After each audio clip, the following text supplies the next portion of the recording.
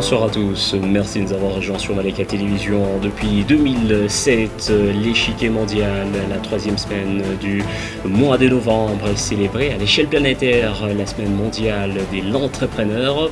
Pour cette année, cette célébration a débuté depuis lundi 16 novembre. Elle se clôture ce dimanche 22 novembre. Une célébration qui a pour objectif de fêter l'esprit d'entreprendre, des créations, des emplois, qui est l'entrepreneur et comment l'on devient entrepreneur. Autant des questions qui trouvent réponse dans la question d'actualité. Et mesdames et messieurs, votre émission d'entretien qui a le réel plaisir de recevoir sur ce plateau David Badjira. C'est l'un des jeunes entrepreneurs louchois qui est avec nous sur ce plateau. Bonsoir et bienvenue, cher David. Bonsoir. Et voilà, cher David, merci d'avoir répondu à notre invitation. Avec vous, nous parlons de l'entrepreneur qui est célébré cette semaine. C'est depuis le lundi et ça se clôture ce dimanche. L'entrepreneur est une célébration qui a une origine anglo-saxonne connue sous l'appellation anglaise des Global Entrepreneurship Week, soit traduite en français par la semaine mondiale de l'entrepreneur. Partout où l'on passe, on parle de l'entrepreneur, l'entrepreneuriat et l'on se demande qui est l'entrepreneur. Merci, Monsieur Billy. Un entrepreneur, c'est un être humain qui exploite un ou plusieurs domaines afin de créer un marché d'emploi dans la classe moyenne.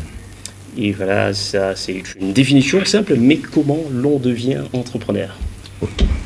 L'on devient un entrepreneur avec une détermination dans un domaine quelconque qu'on veut exploiter. On se donne une discipline quelconque afin d'atteindre les objectifs.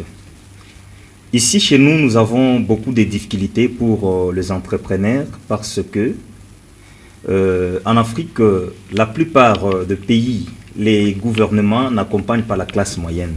Et vous estimez que l'Afrique n'a pas assez d'entrepreneurs par rapport ou comparativement à d'autres continents? Certainement. Si vous voulez faire l'équilibre, vous allez voir que c'est surtout plus en Asie et en Europe. Et en Amérique, il y a plusieurs entrepreneurs. Ici, chez nous, en Afrique, nous croisons plusieurs difficultés. Vous pouvez avoir de grands marchés, mais vous n'avez pas suffisamment de financement. Les banques ne vous assistent pas totalement, vous comprenez.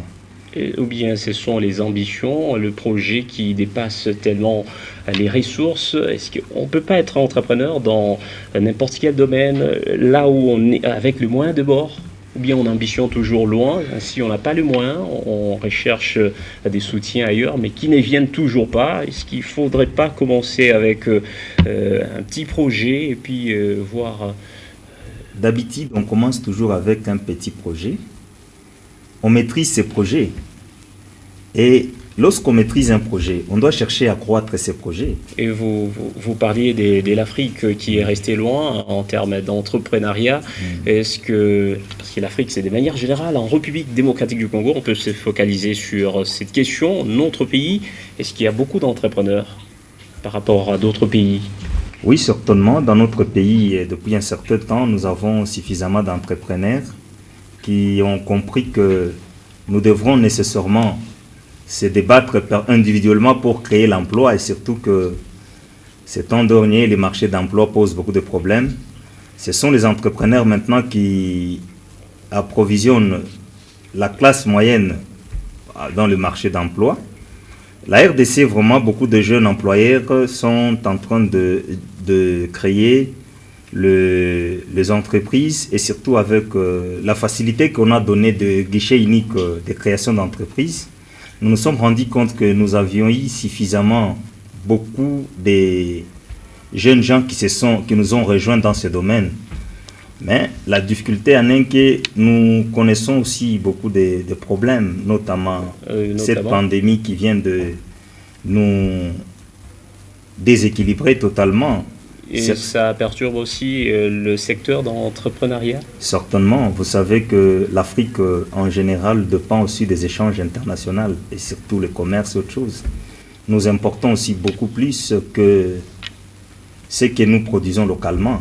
Alors, la plupart d'entrepreneuriat dépend vraiment de ces mouvements de commerce international.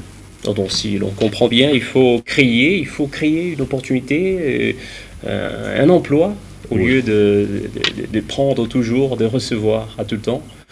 Ok, et quels sont les avantages de l'entrepreneuriat ou d'être entrepreneur? Oui, en étant un entrepreneur, nous avons l'avantage de travailler nous-mêmes, s'organiser selon notre propre ambition et aussi travailler selon notre vision. Et selon vos visions, les Voilà. visions des jeunes en général, parce qu'il y a certains jeunes qui se découragent, qui se disent il faudra attendre quand je serai professionnel, quand je suis encore amateur, il n'y a pas moyen d'entreprendre. Qu'est-ce que vous conseillez à ces jeunes?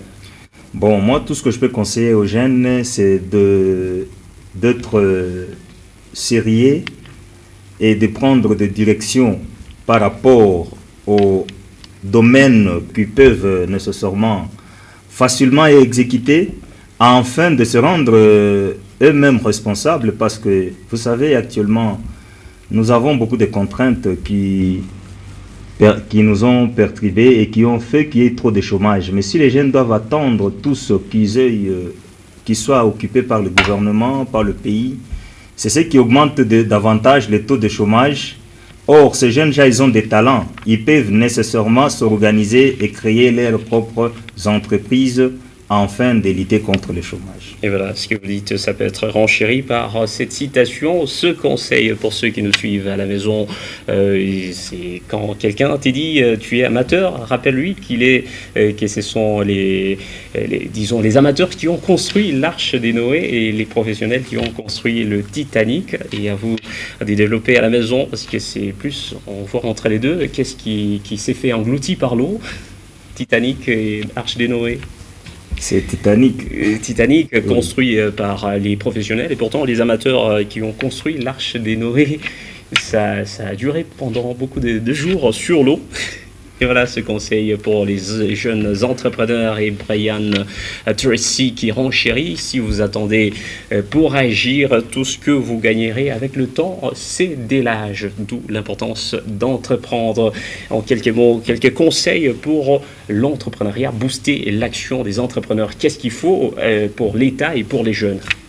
En fait, comme conseil, nous demandons aux jeunes Congolais de se donner profondément dans l'entrepreneuriat, de créer un emploi pour eux-mêmes, accompagner aussi l'État dans les marchés d'emploi, occuper les autres jeunes, afin que le futur de notre pays soit bien recadré dans les jours à venir. Et voilà, mesdames et messieurs, je vous rappelle, c'était David Badjira, l'un des jeunes entrepreneurs louchois qui intervenait à marge de la célébration de la semaine mondiale de l'entrepreneur qui se clôture ce dimanche 22 novembre. Cher David Badjira, merci d'avoir répondu à la question d'actualité. Merci, M. B.